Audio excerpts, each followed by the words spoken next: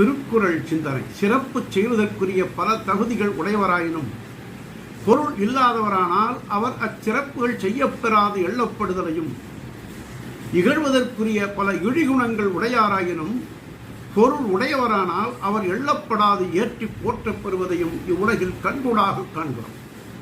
பொருள் இல்லாதவராகிய ஏழைகளை பார்த்தலும் உரையாடலும் செய்யாமையே எள்ளுதலாம்.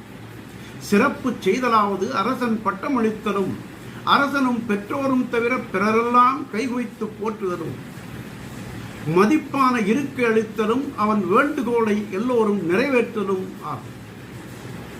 ஔவையார், கல்லானே ஆனாலும் கைப்பொருள் ஒன்று உண்டாயின் எல்லாரும் சென்றங்கு எதிர்கொள்கிறார். இல்லான இல்லாலும் வேண்டால் ஈன்றெடுத்த தாய் வேண்டால் செல்லாது அவன் வாயிற் சொல் என்றார்.